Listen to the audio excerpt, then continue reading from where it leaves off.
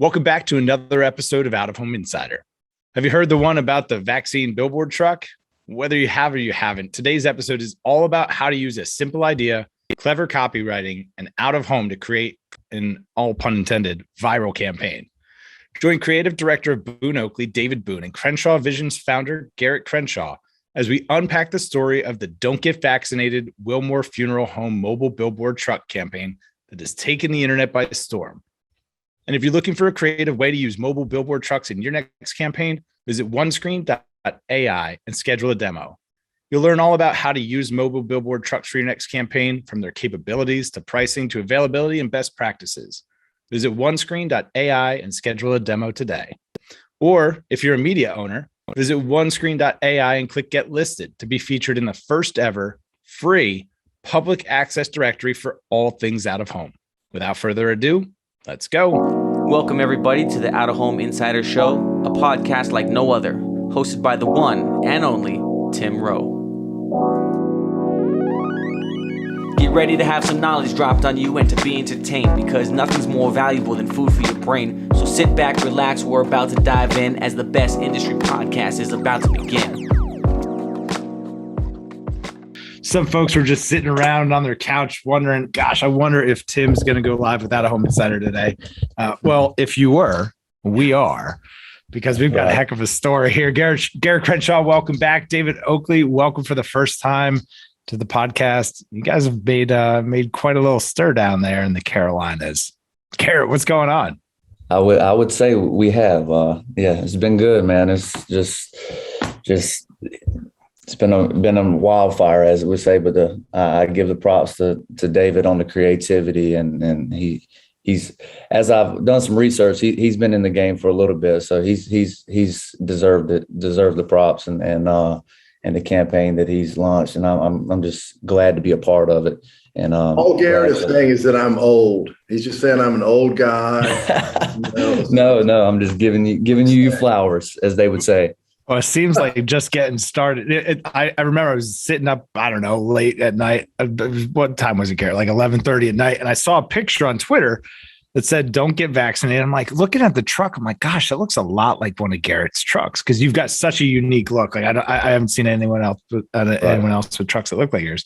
And I zoomed in, whoosh, Crenshaw Visions. I'm like, I know that guy. This seems like something that's going to go viral. So if you haven't seen it, or if you're tuning in on audio, this is all about the Don't Get Vaccinated mobile LED truck. Garrett Crenshaw, David Oakley, the two masterminds that brought this together. David, you haven't been here before. Garrett has. Why don't you introduce yourself to the audience? Okay. I'm David Oakley, creative director of BooneOakley. We're an ad agency in Charlotte.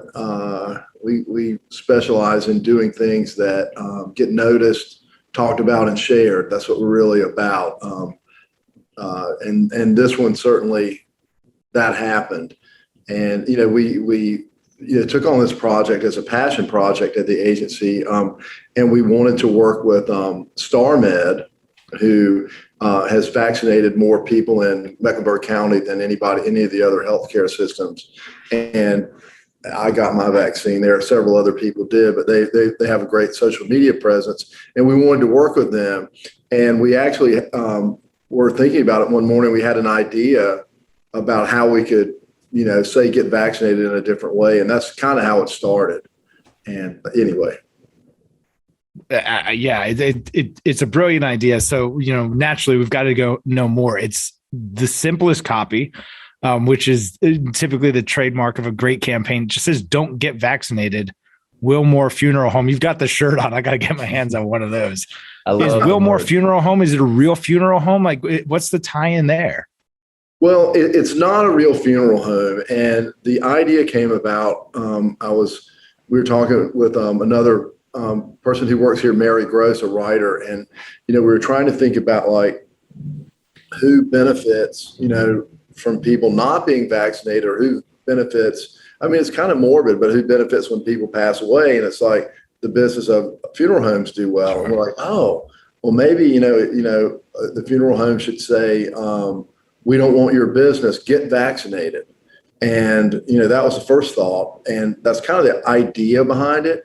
But we decided to flip it and have the funeral for home just come out and blatantly say, don't get vaccinated.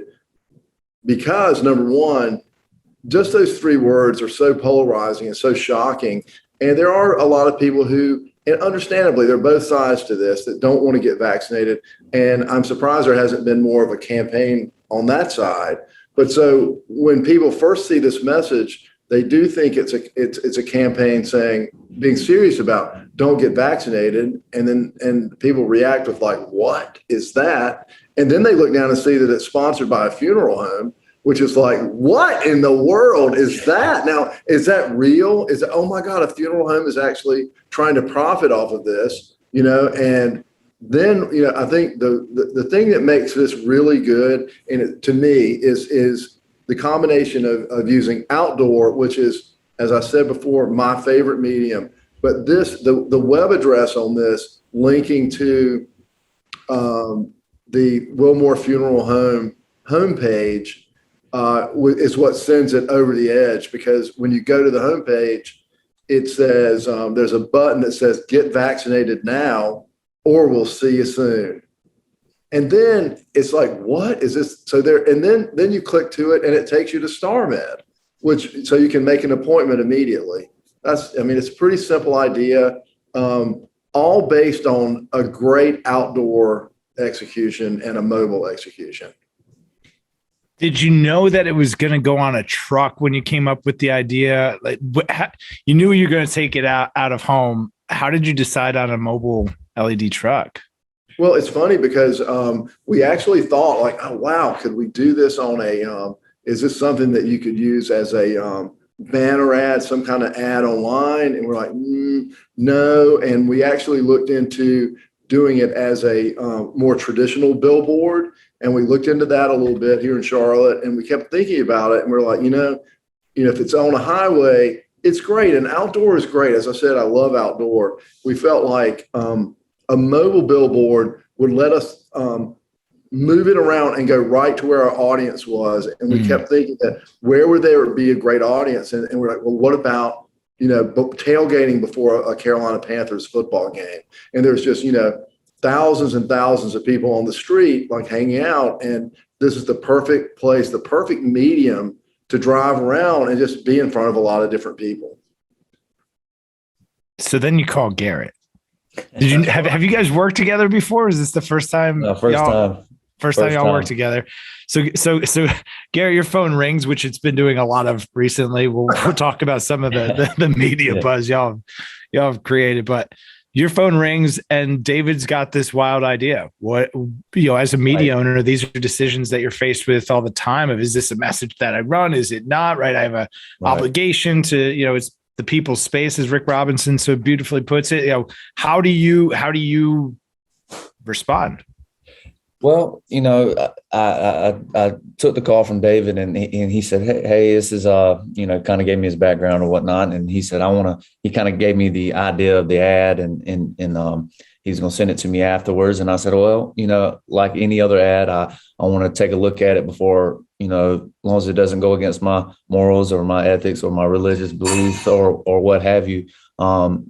We should be good to go. So he said, well, it is a little, I think the word he used is racy, or I can't remember the exact word he used, but I got the ad and he kind of explained to me the underlying message of it. And I understood what he was wanting to accomplish. So I was good to go with it. And then when the campaign started, it was literally within probably an hour and a half, and my good friend. So you drive out there. It's the Sunday. Yeah. Was it a Sunday game? Yeah, it was Sunday game, and Sunday game. So you head out there in the morning of the game. Well, I had a driver drive, so I was actually out of town. But he make said that mistake again. It's on Twitter now, and someone posted it, and he's like, we're getting some looks, good and bad, because people's had time to take it in, and like you said, it was getting to people's faces right in the tailgating areas, and it just kept going, and it was unbelievable. But as far as the conversation with David, to me, I understood the underlying message of what he was trying to get across. And, in our business and my business, I'm just here to provide a service for our clients. I'm not here to choose a side or tell someone to do a certain thing or not. My first job is to deliver on my business and my service. And that's what I try to take pride on in my business, is being as transparent as possible to anybody, to say, hey, we can or we can't do this. And so we,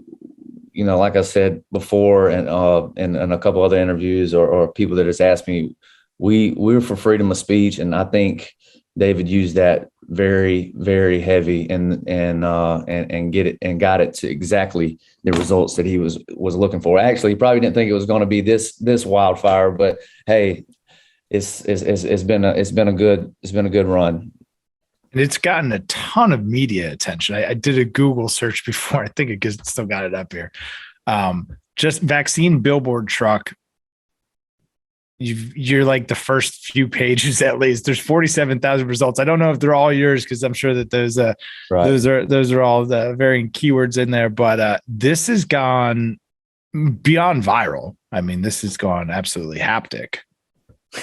Yeah, I mean, it was unreal. And like the first interview we did with WBTV in Charlotte, he was asking me how many phone calls. At that time, it was probably a couple hundred. But throughout the whole week, I'm not sure exactly how many. I want to talk to my Verizon and see how many calls I got. It was north of 500-600 it was 100 a day. It was wow. Media requests, inquiries, I'm sure. Correct. And there was like David said, having my voicemail was full at the time, and I didn't realize that. And he's like, that might have caused more stir in the attention. All these media outlets are trying to figure out who is behind this campaign. And but once I got the voicemails cleared up, they started rolling in for sure. I'm sure from everywhere. Sure. I mean, it was from the West Coast, East Coast. South. It was every state possible, just trying to get information and understand what this is about. And this is honestly powerful to, have a hot take like this. Obviously, when you're talking something that is powerful as COVID and things like that, it's just become so political and all this. It's just a very hot topic right now, and it causes a stir. So we definitely continued and the stir of the audience and people wanted to understand what was behind it. So I'm here trying to explain exactly what it was, and it's a pro-vaccination campaign. So that's what I lead with. So, we're proud to be a part of it, and honestly are, humbled by the moment of getting the attention that we've gotten. I can't agree with you more, Garrett. I'm completely humbled by it, and like, holy moly, we had no idea that this would take off like it did. All I was hoping for, honestly, was just like the message to get out there, some people to talk about it, and maybe we can get maybe one person vaccinated. Because to me, if we got one person vaccinated, it was worth my time. It was worth the money we spent on it. It was all worth it. And it's been much more than that. To go back to what Garrett was saying, like the first day, on Sunday, when it's left, our parking lot at like 8:45 or whatever, Sunday morning before the game started going around, I think it was probably around 10 o'clock. I got a text from one of the marketing directors over at StarMed, the head of social media at StarMed, Adam Hummel. And he's like, holy moly, Rex Chapman just retweeted it. And he sent it to me, and it said, Wilmore Funeral Home for the win. And I'm like, oh my God. He's got a couple million followers. I was like, this is going to blow up. And I thought that was it. It would get sent around on Twitter. I thought that would kind of be it. And, I went on and tailgated and went to the Panthers game and was kind of looking at my phone during the afternoon. You were at the game. Yeah. Yeah, I went to the game. So I went to the game, and, I'm a big Panthers fan. And anyway, so what Garrett was getting at is one of the unintended consequences of how this actually it was kind of a gift is how it worked. Was one, he's got that big ass phone number on his truck. And I think that's genius. Bravo. That is genius for that to always be on it. Should always have a way to contact you. But the fact that his voicemail quickly filled up and no one could get in touch with him added to the mystery of it. It's like, who is this from? What is this all about? That, you know, they had gone to the website, reporters, people who were curious about it, and then it linked them to StarMed. So they contacted StarMed about it, and StarMed was like, well, you know, we're, you know, not sure about it. You know, we're not. They were trying to play it off like they didn't really know about it either. They knew about it. Let's just say that, but they were like cautious about it because you're putting a pretty provocative message out there. And I completely understand, you know, their approach to it was really smart for their company as well. But what I loved that they did was that they had their head of their physicians, their top physician, send a quote out basically saying that any message that is pro-vaccination, I am 100% behind. And if it gets one person vaccinated, it's a success. So I support it. So that was him personally saying that. So that was a good thing, but it kept going and no one still knew what it was. And Garrett's phone was getting blown up. And I woke up Monday morning and it kind of hit me like, man, I feel so bad for Garrett because he's probably like losing business because people can't get through to him because his phone is all, you know, all busy. And I called him Monday morning and I said, Garrett, you know, I'm wondering if like some of those people that are calling might be reporters. So you kind of look at them. If you hear from any reporters or anything, just send them my way. Just tell them to call me.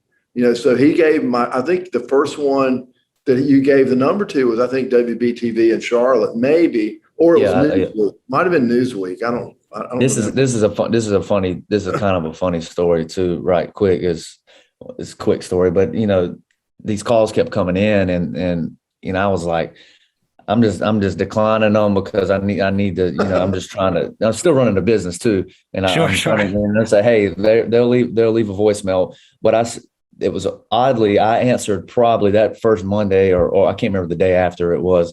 I probably answered maybe 4 or 5, or 3 or 4 of them, and one of them was WBTV, and they just got through. It was just a happenstance that I answered that, and yeah, but I answered there, and then we did the interview on Monday, and then once that had happened, it was on all outlets, and then I think that's when it went national after about Wednesday or Tuesday or Wednesday is when it started picking up bigger news outlets. But just happened to answer WBTV's call, and out of 3 or 4 calls out of probably 120 that day.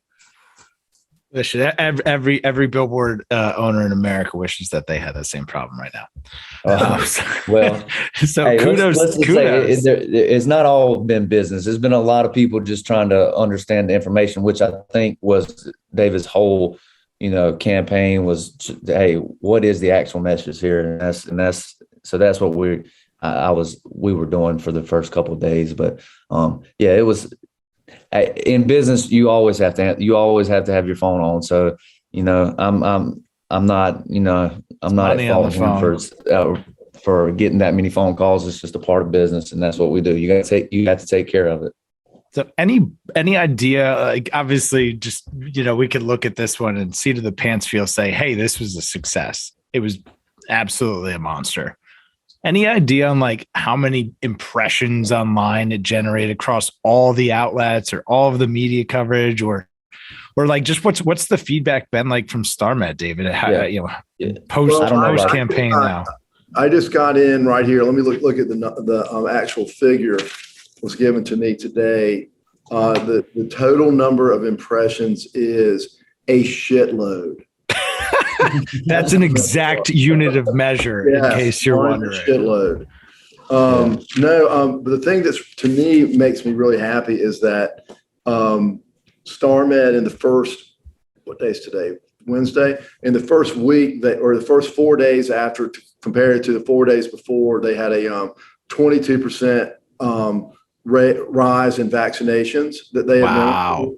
And over the first week, I just talked with them. They were here about an hour ago, delivering these shirts. They said now for the first full 9 days after it, they were up 28%. which is a lot of vaccinations. That's huge. So I feel like it was very successful from that point of view. And that really makes me happy. It makes me even more happy than all of the impressions, but I really believe that all the impressions led to that. So translate to. Sure. Translate to I started thinking about that too. Cause after the days went on, I'm like, we should get some analytics behind this. And I started thinking about it. And I'm like, after the first day, I'm like, there's, you have a social media account, a couple social media accounts on Twitter that's, 500,000 to 1 million. Obviously there's organic impressions. Then you have news outlets on OTT, and then you have websites and things like that, and not including the impressions that it got from the truck when it was there at the stadium with tens of thousands. By the end of the week, I would say at least 10 million plus is what I would guess with all the outlets. It was astounding. Just pulling up some Google Trends stuff to see if there was anything crazy here. I don't know. We'll have to do a deeper analysis someday. This has been just an absolutely wild story. David, anything coming out next? What's the next big campaign out of BooneOakley? What do you got? What do y'all got to do next? We have to kind of keep it under wraps until we bring it out. But I will tell you that a lot of our campaigns involve outdoor, and I can't wait to work with Garrett again. He's got a great business going. He came highly recommended to me, and I think he needs to do more stuff up in Charlotte because I think it's a market that's ripe for more mobile outdoor, and I think that he will get a lot of he'll get some new business out of this. Hopefully, I think so anyway. Correct. I think I'm excited to continue to work with you, David, and the creativity of it, and just continue to grow our business. And hopefully we can get some national brands to see that, hey, this mobile advertising is here and is here to stay. And I'm glad to be hopefully, as like you said, in Charlotte is not as prominent, but Crenshaw Visions is here to help you in any way that we can. To deliver a message. And I would recommend using David as a creative message. So if you need a creative director, I would definitely use BooneOakley, because obviously they shock the world. And I support this message. Gentlemen, it's been great having you both. Garrett, where do folks find you? I know we've got the number on the side here, 803-804. Everyone's got my phone number now. They've got your number now. Do you have a website? Do you even have do you even do the internet? CrenshawVisions.com, and it's at Crenshaw Visions on all social media platforms. And I'm so blessed to be a part of this and humbled, like we said before, and just can't wait for the future, for the next year, and just see how much impact we can make. Awesome. Great job. David, how do folks find BooneOakley? Well, if you'll move your head a little bit, they can see it behind you. There it is. It looks like there's a fire across the street, by the way. What is that? I have no idea. I just assumed there was a dumpster on fire across the street. Well, I don't know what it was, but I think that the fact that photograph, we shot it, and that was a quick decision on Sunday morning. That was right after the truck left the BooneOakley parking lot and was driving down the street, and we caught it right in front of the sign, which actually was the best picture. It's a great picture. I mean, honestly, best picture there was. I got to figure out what that fire is. I've got to look at that. Right, it looks like there's smoke in there too. It's very strange. It does. I don't think there was. I mean, maybe people were grilling, tailgating right there. Yeah, possibly. I don't know, but or maybe that was just the start of it going viral. It could have been. It was an asteroid. They're just calling it a wildfire. Maybe that was the beginning. Yeah, maybe. That's awesome. All right. Well, it's been a lot of fun. We're going to cut the live stream here. So if you have tuned into this, thank you so much. Thanks for hanging out in the middle of the day. As always, make sure to subscribe, like, follow, do all of those things. And we'll see y'all next time. Quarter century, I finally came to my senses. I finally got my hand up on the tinted Benz, kid. I see the world clear through my tinted lenses. With the dream and the drive, the possibilities endless. Now print that, send this all the way to Tokyo. Take a trip down south, down to Mexico. Next stop, Shanghai, the world-class trade show. First class all the way, cause that's how we roll. Yeah, call us the rock star businessman. Rockin' shows, we handle business, man. We got our own future in the palm of our hands, cause divided